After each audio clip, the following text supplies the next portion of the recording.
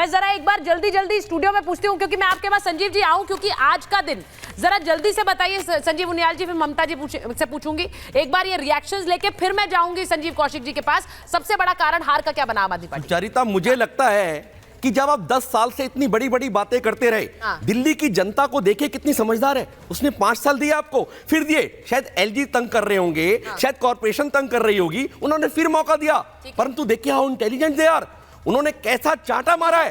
केजरीवाल, सिसोदिया, बड़े बड़े स्टालवार्ड को जो है बिल्कुल मुंह की पटकनी दे दी, बिल्कुल उनकी छाती पर मूंग दल रहे थे, उनको निकाल के फेंक दिया, लगभग झाड़ू लगा दी। और आज देखिए मार्जिनलाइज हो गए। मुझे लगता है कि इसकी आवाज पंजाब तक जाने वाली है। इनको सोचना पड़ेगा, क्योंकि विचारधारा की लड़ाई नहीं थी ये अपॉर्चुनिस्ट लोगों का एक जमघट था, एक समूह था जो धीरे धीरे छिटक के अलग हो चुका है। मैं एक सेंटर इनका लालच ठीक है, उन्होंने कहा कि जो वादे किए वो पूरे नहीं किए। ममता जी, क्यों हारी है आप? और वो भी इस तरह की हार जिसमें उन्होंने उम्मीद नहीं की उनके बड़े बड़े नेता को ले डूबी।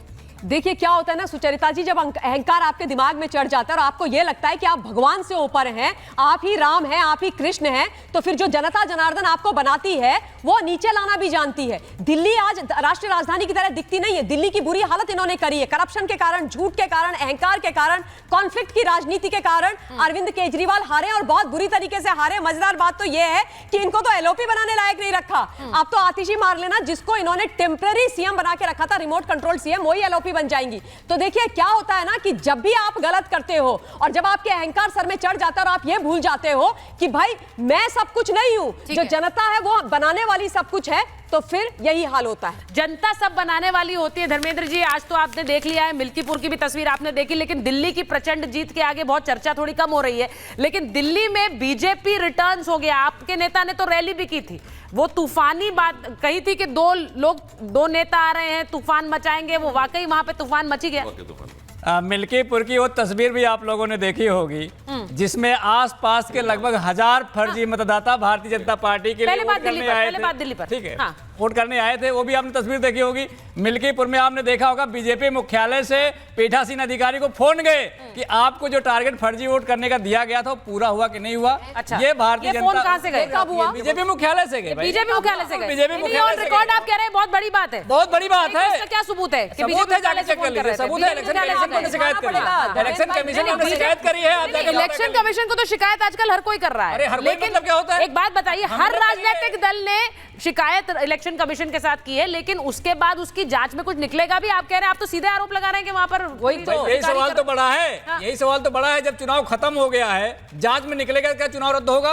इस बात की गारंटी चुनाव आयोग को देना चाहिए। अच्छा, हमने 414 बूथों में से 200 से अधिक बूथों पर शिकायत करी है। अच्छा, दिल्ली पर पहले दिल्ली पर बात करिए। शिकायत करी है सबूत के साथ, लेकिन चुनाव आयोग कोई मतलब ही नहीं है, इसलिए चुनाव आयोग मर चुका है। हम कह रहे हैं चुनाव आयोग मर चुका है। मैं एक बार संजीव कौशिक जी के पास जा रही हूँ। संजीव कौशिक जी, मैं आपसे सीधा पूछ रही हूँ, आज की हार का ठीकरा अपने काम ना करने पर लेंगे, या दिल्ली की जनता की नाराजगी पर देंगे, या फिर ये चुनाव आयोग मर चुका है वाली बात कहेंगे? देखिए सुचारिता, लोकतंत्र में जनमत सर्वोपरि है और दिल्ली की जनता ने हमें जनमत दिया है विपक्ष में बैठने का। निश्चित तौर पे हम विपक्ष की भूमिका मजबूती से निभाएंगे और दिल्ली की जनता के सुख दुख में भागीदार रहने का प्रयास करेंगे। और कुछ कमियां रह गई है निश्चित तौर पे, जिसकी वजह से दिल्ली की जनता ने हमें विपक्ष में बैठाया है। लेकिन एक बात तो तय है, आम आदमी पार्टी ने भारतीय जनता पार्टी को नई तरह की राजनीति करनी तो सिखाई दी। 10 सालों तक देश के प्रधानमंत्री हमको रेवड़ीबाज और दिल्ली की जनता को मुफ्तखोर कहते रहे और इलेक्शन आते आते उनको ये बात कहना पड़ा कि जितनी जन सरकारी योजनाएं हैं उसे हम चालू रखेंगे। और हम 2100 देने का वादा कर रहे थे महिलाओं को, वो 2500 देने का वादा करके गए। उम्मीद करते हैं कि जितनी घोषणाएं उन्होंने की है, जितने वादे किए हैं, वो सब समय से रहते। मैं इस बात में इंटरेस्टेड हूं संजीव कौशिक जी कि इसके बाद अब दिल्ली में आम आदमी पार्टी का क्या होगा? दिल्ली में आम आदमी पार्टी का क्या होगा? क्योंकि यहीं से आपने राजनीति की शुरुआत की और यहीं पर आकर आप एक तरह से ध्वस्त हुए हैं। दिल्ली आपके पास ना होना, अब सारा दारोमदार पंजाब पर, आप एक राज्य पर सिमट गए। आपके लिए, आपकी पार्टी के लिए ये एक तरह से बहुत बड़ा झटका, सेटबैक है। एक बार हार जाने के बाद से समाजवादी पार्टी खत्म हो गई, एक बार हार जाने के बाद से राजद खत्म हो गई, एक बार हार जाने के बाद में आपको लगता है कि उसी तरह से आम आदमी पार्टी खत्म हो जाएगी। राजनीति में चलता रहता है। राजनीति में मैंने कहा कि मतलब भाई 2-4 बार हारे। नहीं आप बधाई तो दे दो। बधाई है, स्वीकार कीजिए बधाई। आप सॉरी दिल पे भूल बड़ा गए हम पत्थर रख के तो संजीव लगातार भाई आप लोगों बधाई को तो दे जीत दो, की बधाई दे बधाई रहे हैं। तो और बनती है संजीव भाई, हम- बधाई दे दो ना, आपने दी ना और हम नहीं बधाई दे रहे हैं, आप सबको बधाई। भारतीय जनता पार्टी को हमारे शीर्ष नेता, भारतीय जनता पार्टी को हमारे शीर्ष नेता ने जब बधाई दी है तो मैं भी बधाई कैसे नहीं दूंगा। आप सबको बधाई। देखिए वहाँ बीजेपी शानदार मुख्यालय में आपने आप भी और राष्ट्रीय अध्यक्ष जेपी नड्डा को देख रहे हैं, बीजेपी के राष्ट्रीय अध्यक्ष इंतजार कर रहे हैं, वहां पर प्रधानमंत्री किसी भी समय आएंगे। आज मैं हर्षवर्धन जी के पास एक बार जा रही हूं। हर्षवर्धन जी, आज दिल्ली का ये वर्डिक्ट क्या कह रहा है? जहां हम चुनाव में उतरे, ग्राउंड पर गए, लोगों ने प्रधानमंत्री का वो शब्द पकड़ लिया कि आप नहीं आपदा है। आपको लगता है कई बार कुछ स्लोगन्स या कुछ शब्द ऐसे होते हैं जो जनता के बीच हिट हो जाते हैं? मैं ये नहीं कह रही यही एक कारण है, लेकिन ऐसा हुआ कि जनता ने आपको आपदा मान लिया। देखिए सुचेता जी, कोई आपके ऊपर आरोप लगाए, हमारे ऊपर आरोप लगाए, हमारे कौशिक जी पे लगाए या ममता जी पे लगाए, तो आरोप चिपकेगा कब? जब वैसे ही हम में से लोग होंगे। पिछले 10 सालों में दिल्ली को बर्बाद करने में कोई कसर अरविंद केजरीवाल नामक व्यक्ति ने छोड़ी नहीं।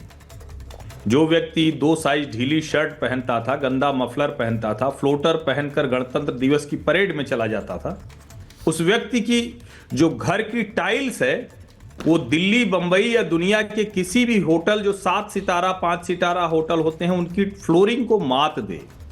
जिस व्यक्ति के घर में पर्दे रिमोट से खुलते हो, जिस व्यक्ति के घर का कमोड टोटो पता नहीं क्या है, मैं तो जानता नहीं हूं, लेकिन जिसमें टेम्परेचर कंट्रोल होता है, वाटर प्रेशर कंट्रोल होता है, जिस व्यक्ति के घर में स्पा और जकूजी की सुविधा हो जाए। और मैं तो नहीं, मतलब मैंने भी कई मुख्यमंत्रियों के आवास देखे हैं, प्रधानमंत्री आवास भी हम लोग देख ही रहे हैं।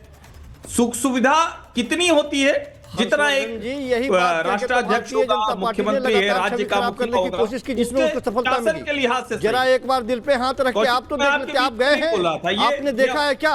अच्छा, मैं एक बार बता दूं, प्रधानमंत्री नरेंद्र मोदी का काफिला इस वक्त आ गया स्क्रीन पर। ये देखिए, ये जो गाड़ियां आप देख रहे हैं, मोदी मोदी मोदी, जोर से बोलो, मोदी मोदी।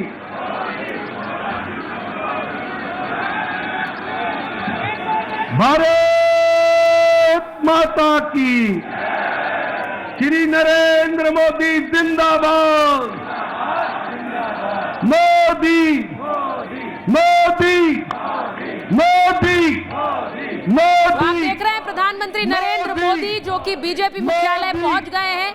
नरेंद्र मोदी के नाम के नारे लग रहे हैं। बीजेपी के राष्ट्रीय अध्यक्ष वहां पर प्रधानमंत्री के स्वागत के लिए इंतजार कर रहे हैं।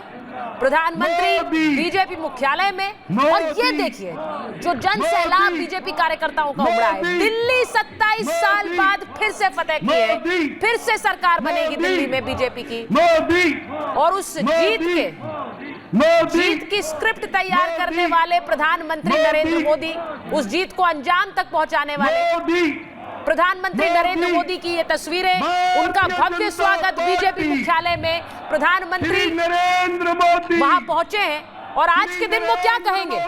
आज के दिन जो 27 साल का एक सूखा बीजेपी के लिए रहा, उसे लेकर आज प्रधानमंत्री क्या कहते हैं, ये भी देखना होगा। दिल्ली में कोई चेहरा नहीं था मुख्यमंत्री पर, लेकिन तब भी दिल्ली ने बीजेपी को चुना है और इस बहुमत के साथ चुना है जो आपके स्क्रीन पर है। नरेंद्र मोदी के नेतृत्व में जो चुनाव लड़ा गया, अलग अलग राज्यों में लड़ा जाता है, लेकिन ये प्रचंड जीत जो हरियाणा से सिलसिला शुरू हुआ, फिर महाराष्ट्र और अब दिल्ली,